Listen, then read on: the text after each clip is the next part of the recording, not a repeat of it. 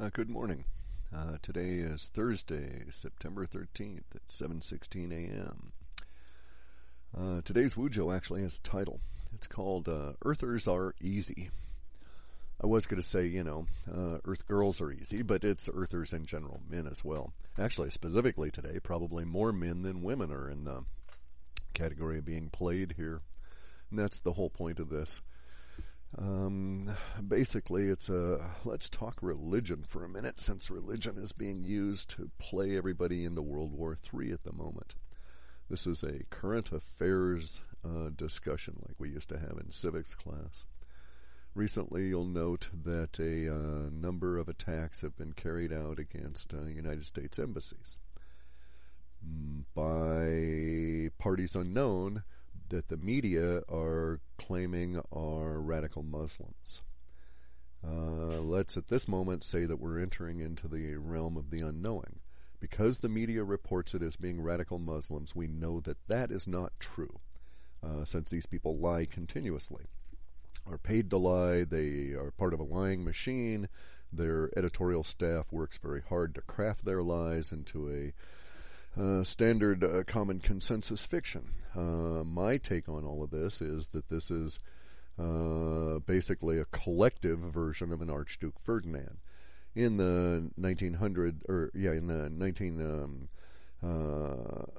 in World War I, in the early 1900s, we had a situation where the economy was crashed in 1907 deliberately to bring in the situation for the Federal Reserve to take over in 1913 here in the United States, such that they could engineer this war to seize property, both here and in Europe, on behalf of the Rothschilds and the Rockefellers. This was done at that time with the pretext of the assassination of a monarch. Like we all give a shit anymore about a monarch, They could wipe them all out for all I care. In fact, it'd be best. In any event, though, at that time in the 1900s, this was a real big deal. They so totally controlled the media then because there was no alternative whatsoever, and also because of the nature of the population being primarily still serfdom across the planet in one form or another, with limited access to travel and other media. It was and other ideas. It was very easy to get the whole World War I thing going with the assassination of this one fellow. Now, the Israelis, probably at the behest of whoever they work for, Rothschilds et al., and there's probably some alien toad reptile thing on the top of the pyramid, pushing on everybody. They're trying to get World War III ginned up, and they've been trying all the tricks in the book. It's all failed. So now what they're doing is a collective Archduke Ferdinand. What they're doing is they're going to go around and assassinate a lot of people. They're going to do it in a bloody fashion. They're going to do it with horrific sexual innuendo, and a lot of probably they'll get to disembowelment pretty quick, just so that they'll have these gross images out there. They're trying to reach a particular emotional threshold of what we at Half Past Human here call intensity value. And that has to do with the emotional impact of the language on you. I know this, okay? I know this is a con. I know that the recent assassinations were not done by random Muslim mobs who've been inflamed by this stupid-ass movie made by the Israeli CIA out of Los Angeles in 18 days of shooting, in which they tricked these actors into portraying a really horrific, vile assault on Mohammedism. Now, Mohammedism is not the point here. Who gives a rat's ass? I'm against all religions, and we can be quite honest about all of these religions. But my point at this stage is this is a game. It's a huge organized mind fuck, okay? Planetary mind fuck. We know that this is going on because about 4 weeks ago at this place called GLP, Godlike Productions, which I think is owned by an Israeli. I think the guy who owns it is actually an Israeli. He's a very mysterious fellow, but that's an aside. It is controlled and is the mouthpiece, a surreptitious. Actually, it's not a mouthpiece; it's a farting piece. Okay, this is where they fart out their little ideas and float them up their little fart flagpole to see if anybody's going to salute, and see if it's going to pass the smell test. And so, Godlike Productions, about 4 weeks ago, you'll note, had a whole series of posts originating, following a particular pattern that Tavistock likes to use. And it was, in essence, the initiation point of what's going on now. Why there's this time lag, I don't know. I noticed the time lag on hit pieces on woo-woo guys like David Icke and, the ever gullible David Wilcock and Benjamin Fulford. And by the way, I do not put David Icke into the category of those two other individuals at all. But he is David Icke, by the way, is one of the more frequently targeted individuals from the GuLPrz world. Tavistock really doesn't like him, and they really are irritated by him, and they're continually poking at him from this GLP place. But anyway, they have this pattern, and on woo-woo guys, it's about 2 to 3 weeks. On current events, like what I call the CFR things, the Angelina Jolie is the ambassador from Council on Foreign Relations to the world in mind control in her movies, okay? And so they have a 4-week lag time at the Council on Foreign Relations level release stuff that comes out of Tavistock. So about 4 weeks ago, if you go back and sift all the language that went through that site over the course of about 6 or 8 days, you'll note that a number of focal points of the post were pointing to the situation that we have now. I'm talking about allusions from the Aurora shooting and projections into the future. It's a very complex linguistic set, but nonetheless, if you go through and get it in the aggregate and then apply a series of data mining techniques to it, whoosh, it comes right out to you. Kind of like the hokey Bible codes thing. Now, let's talk religion for a minute. Let's be real honest about all this. Next time you meet somebody who is Jewish, ask him how many gods he has. All right? Because the world thinks of the Jewish religion as being, Judaism as being monotheistic. It is not. They, in fact, have more gods than the Hindus, because the Judeo-Christian world is based on this fundamental thing that everybody overlooks. And that is that laid out repeatedly in all of the Jewish material, all of the Talmudic text, all of the Torah allusions. There is a central theme that the Jewish population chose to enslave themselves to a particular god from a pantheon of over 144,000 individuals that came here to do work. And that the Jewish people were... they were not chosen. They are those who chose. There's a big difference. You've got to look at the language here. If you really want to see what the Bible is all about, it is a description of this invasion that occurred by parties unknown. We'll just no reason to even label them at this point. You can call them Anunnaki or whatever the fuck you want. It does not matter. The scenario lays out this way, and perhaps the most accurate cosmology we have on this planet to date is still the Jain cosmology. Once you strip away the philosophical reading of the Jain material and look at it in a historical presentation, it lays out a very remarkable story of the human race, beginning with the Namo and ending up with where we are now. They do it from a particular viewpoint that a lot of Westerners just will not understand, and so it's probably it's a sadness to me that we have these linguistic cultural problems in getting at some of this information. But let's look at this. The Jewish population chose as a tribe to be enslaved to this particular god.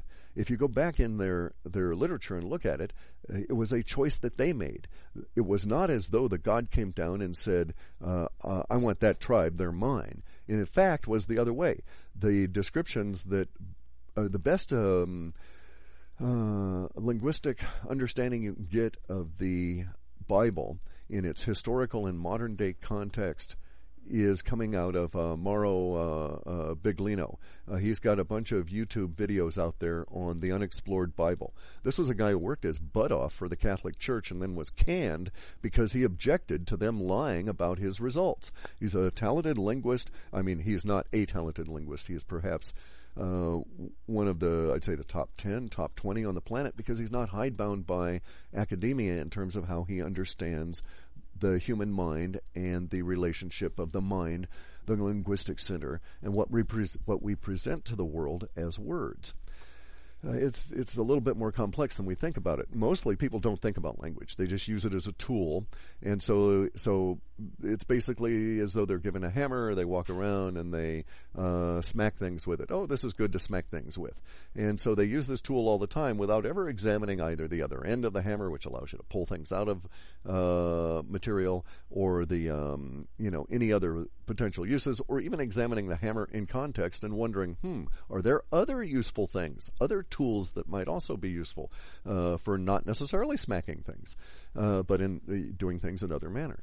So as humans, we don't really use our language, and we never, in the appropriate context of a single tool in a tool chest. Now, Mauro, he thinks about language that way. So this is really a brilliant linguist.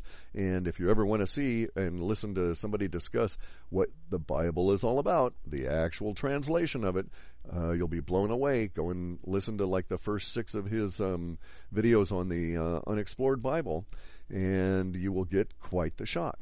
Now, going back to the honesty of all of this. So let's look at the situation with the Muslims, okay? The Muslims are being used as the incendiary point. They're being used as the parties involved in the grand assassination of the many Archduke Ferdinands that are going on right at the moment. If you want a little bit of history, go to like Wikipedia and then start trailing off from there and look up what actually happened in the context of the assassination of the Archduke. It was really a setup. His own people did it, just as what's going on right now. Everything that is happening right now, because the media is reporting it as basically irate random mobs doing thus and so, even though there's the hints within the media's language, and I'm saying, the lying mainstream media, fucktard-controlled press, are all saying that these mobs, even though it appears to be more than random, are indeed, it's basically an outgrowth and an expression of this very prototypical Muslim rage. They're trying to get us this idea of Muslim rage, where you can't insult these people. You can't say anything negative about their religion, or these people just come totally damn unglued. That's the presentation that's being put out here by the Western press. Now, you got to examine this, people. I mean, you need to know the people that live as Muslims on this planet in the Middle East. Now, specifically the Middle East, because the conditions there form a lot of the overall consensus and reaction potential. These people live in a hellhole for the most part. They live in an area where their resource constraint comes down. The resource constraints come down so far that they have no way of getting rid of sewage. They have no sources of clean water. And believe me, without the hydrogen molecule in you in quantities, you are not thinking well. And if hydrogen molecules are restricted to you through the heat and your diet and everything, you will suffer. You'll get an attitude. If you ever lived in any of these hellholes where it's continuously in the hundreds of degrees and the humidity just wafts in and wafts out as it chooses based on the weather patterns of the local estuarine and environments, and you have terrible airflow, all of the conditions there make these individuals borderline or continuously irritated anyway. If I had to live there, I would be just a basket case. Even if I grew up there, even if I was acclimatized to it, you could not otherwise be anything other than stressed. Humans are not necessarily designed to continuously live in these harsh environments. This is so iconic that it was chosen as the metaphor in the Dune book and movies by Frank Herbert. If you'll remember, basically he presents the Fremen as a non-Islamic people that are living under Islamic people conditions on a planet that is basically the Middle East for the whole damn planet, and it's got these giant worms that'll come on up and eat your ass. But a lot of the cultural overlays that he was putting on the Fremen in that book, we can also put on the Muslim people. Those people that have to live in the Middle East who are predominantly of the Muslim religion, you'll note that they share certain characteristics that are also Fremen-like. They're tight-knit. They protect one another. That is because they are so resource constrained that the cooperation within their internal groups must be tight-knit to the point of extreme, because if you don't, you die. If you'll note, the death rate of infant mortality rates are high in the area. Death rates are high. If you live up to a certain age, you're likely to live to be very old, but getting to that certain age of around 42 is a real bitch.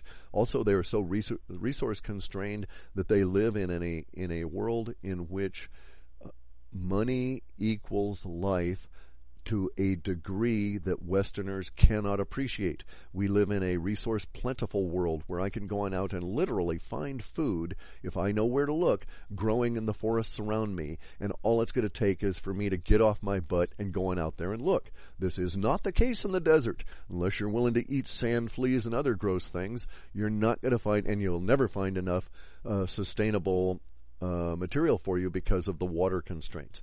So you have to understand the context in which these people live. So they're always going to be pissed. They're always going to be irritated about every damn thing. I would too. In fact, I am just sitting up here thinking about it.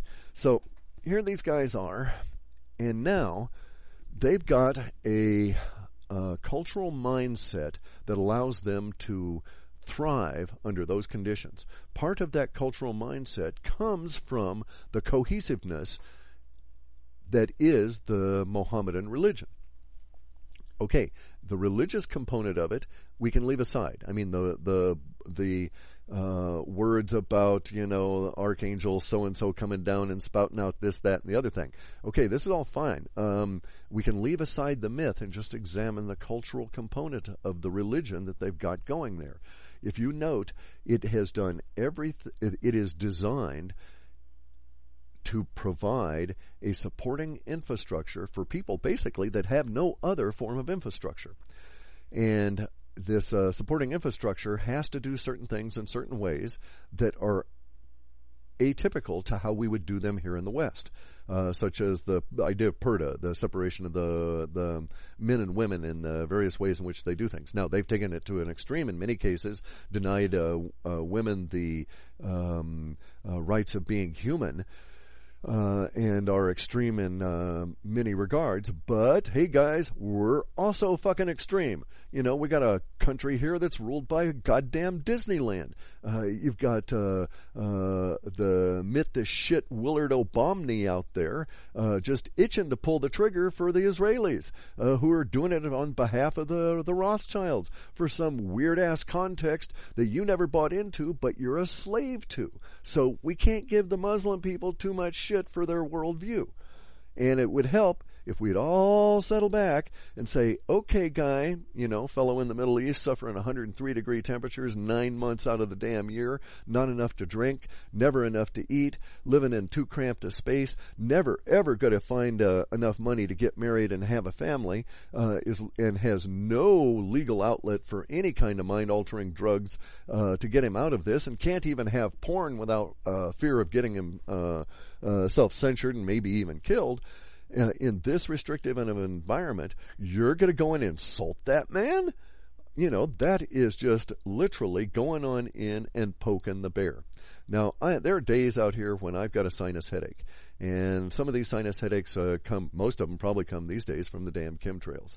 In this case, the sinus inside my head swells up and it puts pressure on my brain, and I have to take certain steps to go through the pain to get rid of this. During that process, it does not matter how well-intentioned you are. If you come and you irritate me, you are going to receive the outpouring of the pain that is being generated by that little tiny particle inside my sinus that's got everything all swollen up. And if you're deliberately trying to piss me off, I'm just going to take you out. just because I'm so pissed at the world. So imagine a planet in which we got a concentrated area of heat, in which you've got people that, for the most part, we might as well say that every man in the Middle East who's over the age of 30 is probably pretty much like a Clif. He's probably like a Clif with a sinus headache, either developing in full flare or slowly fading away. So it's not wise to go and irritate these people. Now, I don't mean to be humorous about this. The whole image of this is funny, of, a billion or half a billion Clifs running around with sinus headaches in the Middle East, but that's basically the situation you have all the time. And then you've got the Western world up here, living in Disney illusion land, because they don't have a fucking clue. They are uneducated. They are schooled to be slaves. They are schooled to be slaves. There's no other getting around it. Not only are they schooled to be slaves, they're bred to be slaves, and their diets are designed to make them slaves. And only when they stand up and declare themselves not to be a slave and start acting as a responsible citizen do they get any respect out of the universe. And so mostly these individuals up here in the Western planet, for all you guys living in the Middle East who are ever going to listen to this, most of these people up here I call the nebish. You'll know this word. It's a Khazarian word from the Hebrew, and you'll know these nebish. And they are as to be pitied for their environment, for their condition, as you are to be pitied for your environment and the conditions that put you there. So, because the nebish has no more control over their understanding of reality than you have control over the heat and the sand and the lack of resources. Yes, these people live in a land of plenty and resources, but are they mensch? No, they are not. They are nebish. Their brains have been chemically lobotomized. Their emotions are shot. They are push a button when they're told to push a button without caring about the consequences of it, and a family going to a wedding in Pakistan dies. And this is the world in which the nebish live. So now the powers that be find themselves in a funny situation. They have engineered the nebish to basically be dumbed down and emotionally flatlined to the point where they're easily mentally controlled. But there are times when the powers that be need to gin up emotional intensity, and that's what they're attempting at the moment. It takes a whole lot these days to get the nebish riled up about any damn thing. About as they see, those who are not nebish can get riled up real easy. I'm not a nebish, and I'm mostly pissed all the damn time. So, here are the powers that be are starting off on this giant, let's go out and assassinate all of these minion class people, ambassadors, and let's do it in such horrific ways that we can see if we can gin up some emotional outcry from the nebish such that we can get our World War III going. And here's the clue, guys. In order for the Israelis and the Rothschilds to accomplish this World War III on target, they've got to do it before the end of October. This thing has to roll out before 10/31 because of these ritualistic things. They start losing their power base after that relative to the activity that it's supposed to generate at the higher level. I'm not talking about the Bibi crazy bastard in Israel's level. He just wants to go out and kill Iranians. He just wants blood. It's not. He's not getting enough out of the slaughter of the Palestinians and the 60 years of oppression and torture there. He wants real lay it out on the line. I'm the Holocaust come, or I am death come among you kind of blood. Bear in mind, Bibi is a pantheist. And so the Muslim guys, getting back to the religion issue, everybody who's a Mohammedan needs to really look at the children of the book and understand that the book itself points to the fact that these children made the choice. Look at the language and you see it is not the other way around, as you have been told that God came down here and chose them. No, many gods came down here. A pantheon of over 144,000 gods arrived here in a giant damn spaceship, and the people that we know as the 12th tribe decided to be enslaved to this one particular god, and that's where we are today. When the pantheon went off on their business, the children took over tried to take over the rest of the planet based on their special relationship of having chosen to be slaves to this particular god, who we have to admit was the engineer of things. This was the comptroller, you might say, of the pantheon.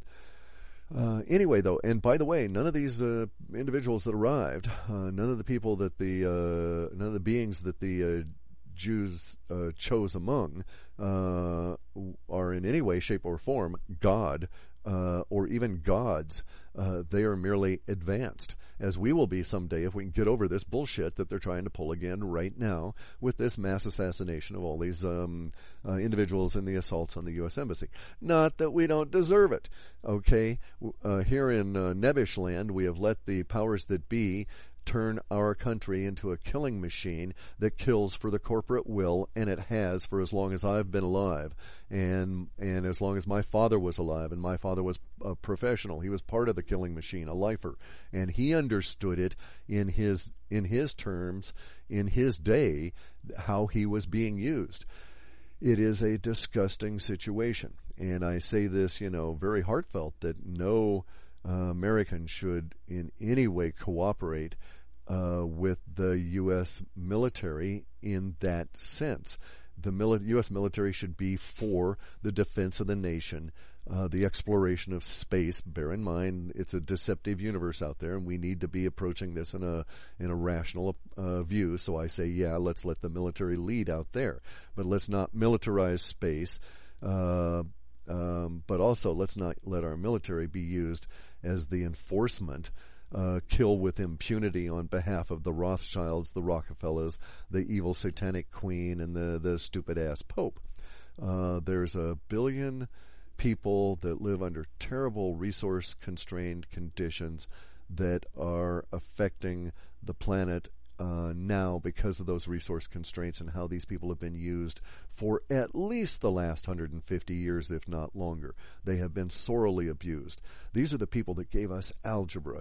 In fact, we name that mathematical science after one of them. These are the people that gave us algorithms that we used in our computer sciences at the moment. These people, the Muslim-based population of the planet from the Middle East, rival the pantheistic Hindus in their mathematic ability, and they have been suppressed, and science ability, and these individuals have been suppressed for at least the last 150 years by the terrible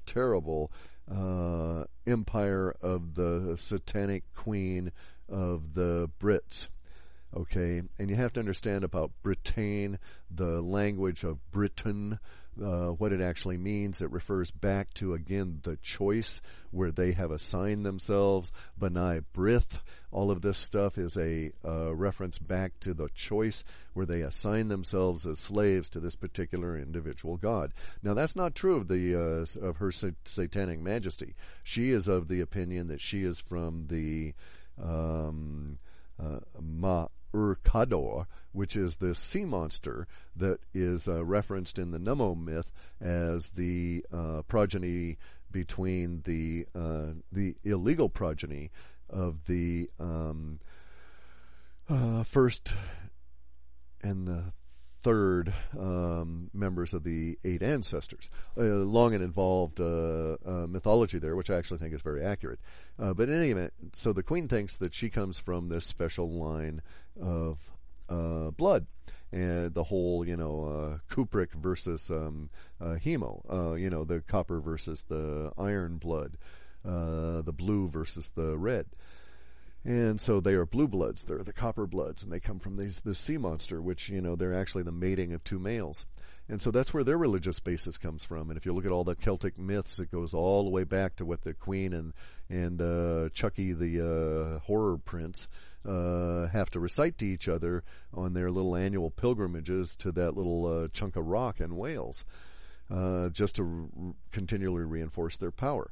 So all of these illusions are going on, all these religious illusions everywhere. I won't even go into the Catholics or the Protestants or the weird-ass Mormons or, what is it, the Scientologists, and I love that saying, Scientologists, making the rest of the world seem sane since the early 50s. We got strange religions out there. We got weird ideas that people adopt and think, okay, this is the truth, and I'm going to beat the shit out of you unless you agree with me. Thus you see why people like myself take up the martial arts. We don't like getting the shit beat out of us. And we're never going to agree with any of that crap. So, get off our backs about it. But at the same time, let's treat all of these people in their weird-ass mental illnesses with respect. Let's understand that your weird-ass mental illness is in no way superior to their mental illness.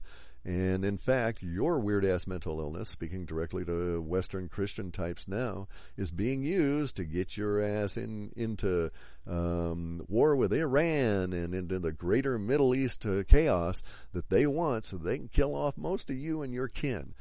You got to understand that, NASCAR ain't your friend. NASCAR is to pump you up, take the hydrogen molecules out of your brain so you can't think shit, get you to sign on the military's little piece of paper there and hold your hand up and swear to die for the God that they choose for you, because that's what they want you to do. They do not wish you any other point. And the charge of the Light Brigade, everybody misquotes that frequently.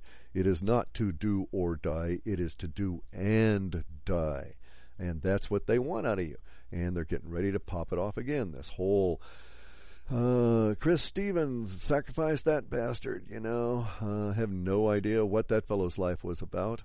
But they're sure as hell going to try and use his death to pump you up to go and kill a bunch of people that are wearing different hats and clothes than you, and eat different food, smell different. And if that's enough, they want you to just trigger on all that xenophobia. Now, the curious part of all of this, you'll note from the way in which the media is laying out, they're having a hell of a time, meaning the powers that be. They've got the populace so fucked up with all this pharmaceutical stuff and all the amine supporting chemicals, all of the fizzy drinks and all of the energy drinks and all this kind of stuff, that they are having a very hard time getting any level of intensity out of this. So they may well use it as the proximal cause for an attempt to get World War III going, because they have to, by my calculations, by 1031, if it's to have their desired, quote, magical effect.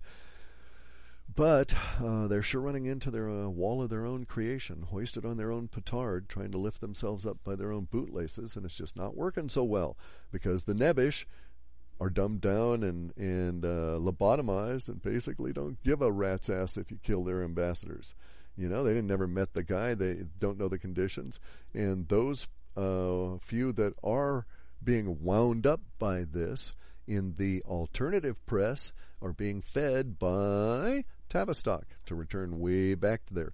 I'm going to get a ration of shit by this, and it would not surprise me if I were to suffer consequences as a result of these words, because tavistock is very powerful.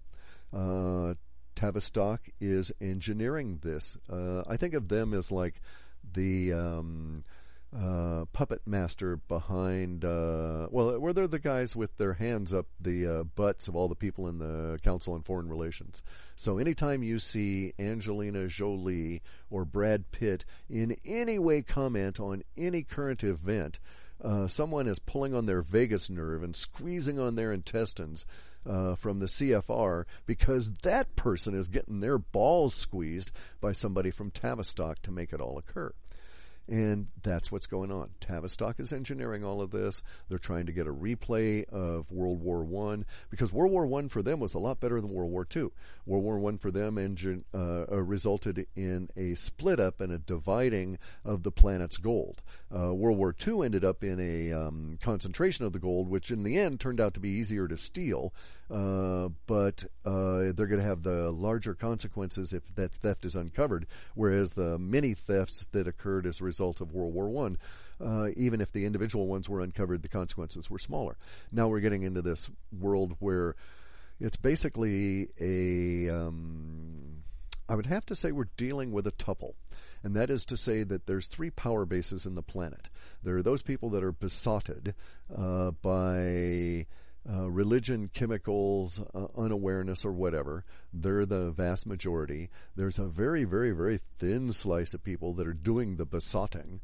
And then there are the rest of us. Quantity unknown, but growing.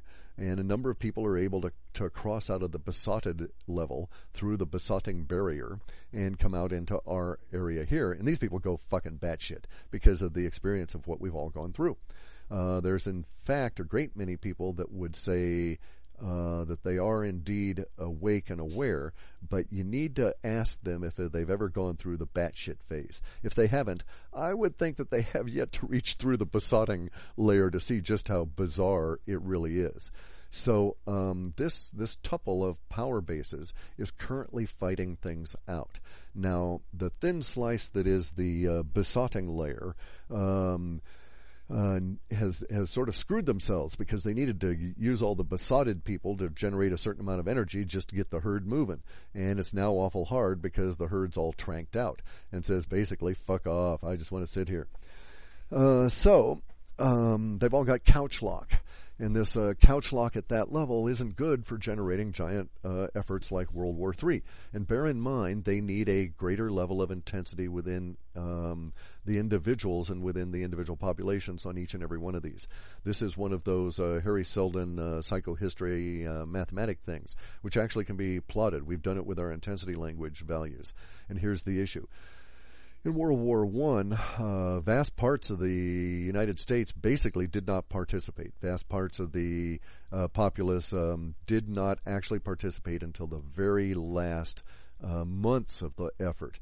And that was because it just took that long for any of the people in remote areas who had a daily battle for struggle, just being a rancher or a logger or something like that, to get enough emotional energy to put some of that emotional energy towards this national collective effort. We had yet to have, for instance, effective national rapid postal carrier system. We were just starting to develop all of that at the same time. So the knowledge distribution was on the order of months, if not years. There were people actually out here that were loggers in long old growth forests that would be up there for 11 or 12 months at a time, literally start in at the end of one winter and go all the way through to when they were done and were walking their way out and coming out on horses and trains and stuff at the beginning of the next winter. And so they would work for fundamentally 9 months, and then they would take a long time off. But these guys would be so out of touch with things that the war had been sorry about that. Had some kind of a glitch. Anyway, the war would be ongoing for about 9 months, and they didn't even know about it until they walked out. Actually, I had some relatives that were like that. In any event, so here we have the powers that be, this little thin slice, and they're trying to screw us all right at this moment. And the way they're trying to screw us is with mind control and with religion. Terrible thing, in my opinion. We all need something greater than ourselves just to get beyond the flush of youth and into the work of maturity. And then if you make it through maturity and you get to the age of wisdom, where you're supposed to put that back out, you frequently find that life has worn you down. And so if it was only about you, if all you had was you, then you could give up easy. In going back to our title, Earthers are easy. We're easy because we need this greater than ourselves view of reality in order to be able to effectively control our energy source, which is our emotions over the long term. In order to do that, which is to say, provide ourselves this greater than ourselves view, because we're too damn tough. We're too fucking tough to kill ourselves. There's something, hey, flat out, guys, anybody ever tells you Clif High committed suicide, they lie.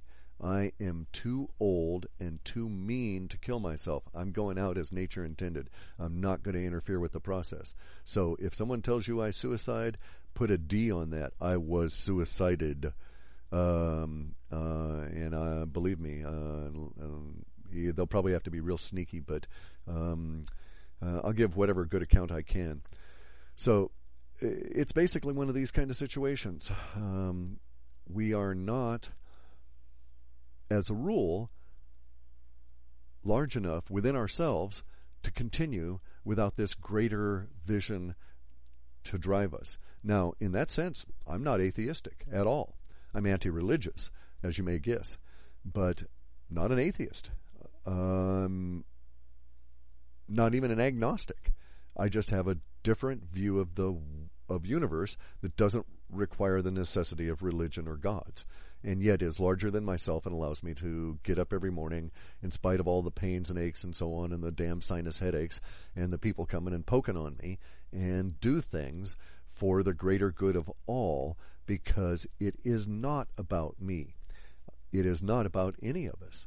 It's about all of us. And from this viewpoint, I like the Jain. Now, the Jain, Jain, that's not really a religion. These are people that are acting from a deeply held philosophical conclusion, not a pronouncement from some divine source that thou shalt do it this way. And so the view of the Jain in getting up and doing it for all of us, the way in which it's expressed in their understanding of things is that basically, of course, all of us, is me. And it goes back to the way that the Rastafarians think of things. I and I, right? I, the little ego, and I, the greater consciousness. Both of which are here now, present continuously. And combined in the Aikido sense, gives you the ability to wield Aiki, which is not ki flow. It is something different I've come to understand recently in this last year. And in understanding the I and I concept, the Aiki concept of yourself merged into the greater whole of the materium, this is where we get our philosophical approach of, well, you can kill me, but you can't defeat me. Because in order to defeat me, you must first separate my bond and destroy my harmony, my wa, with universe, which is pretty near impossible, I think.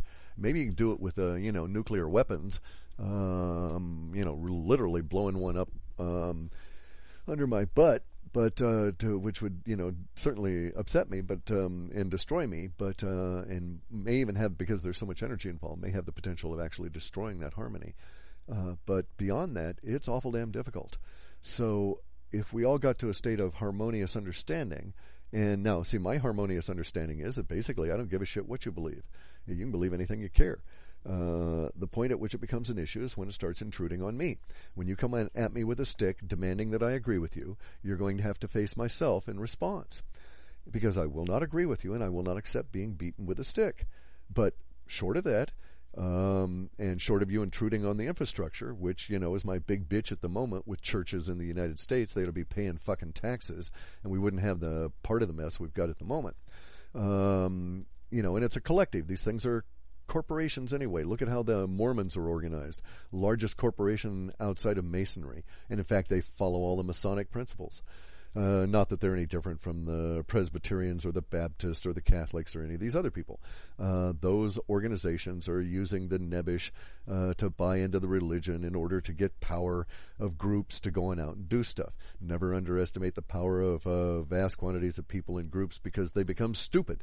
They are not individuals of intelligence. They become a mob.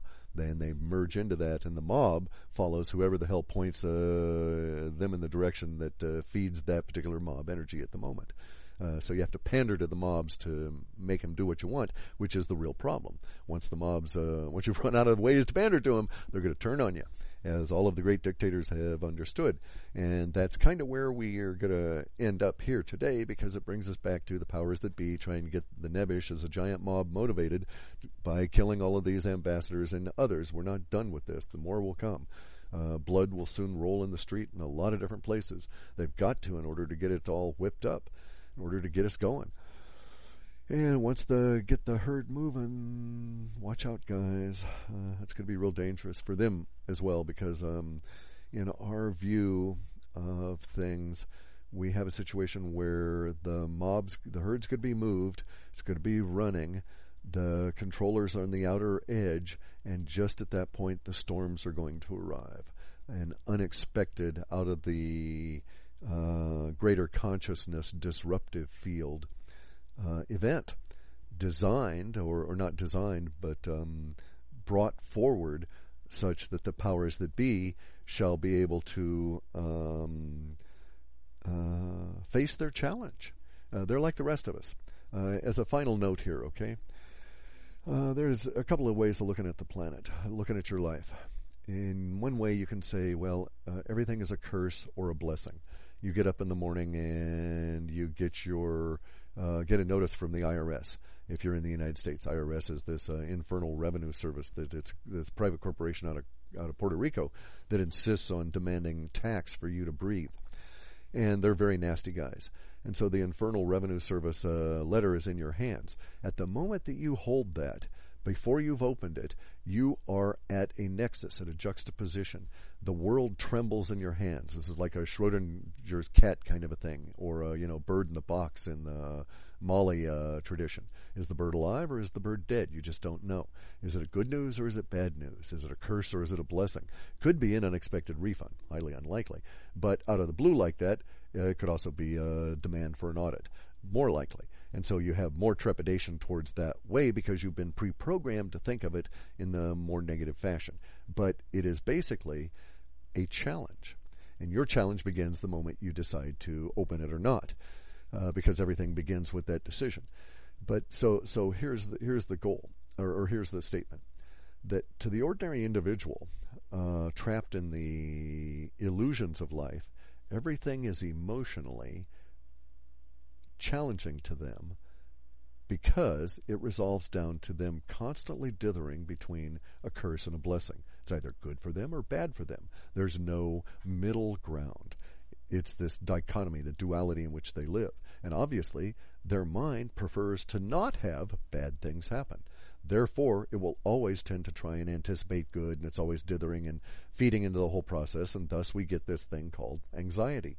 And it all builds about the idea of the continual challenge of life. Now, see, here's where you get when you get old. You understand at some point, if you live long enough, that everything is a challenge. The good news is as equally challenging as the bad news, just in its own way. And it's just different. It demands emotional response. It demands energy. It demands that you walk a certain path, make certain decisions, just as the bad news does. The bad news is more apparently bad, but sometimes the good news in the end is worse. If you live long enough, you will find examples of this in your own life. Therefore, the wise man considers, or woman, considers everything in life to be a challenge, and they just let it go at that. The envelope is merely a challenge. The results are merely a challenge. One way or the other, it's going to alter the way that your life had been planned. And so frequently also, the wise give up plans, and they learn to harmonize. And that being said, it is my intent to harmonize with the universe and provide you with a little understanding about this giant Archduke Ferdinand assassination thing that's going on right at this moment, this little current affairs briefing.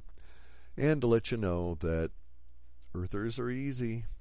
We don't have to be, but in order not to be easy, it's going to be difficult. It takes a lot of work. Thanks, guys. I hope we don't get World War III out of this. I hope they're not successful, but they're really working at it, and their time frame is shrinking before their eyes. So they're really pushing it.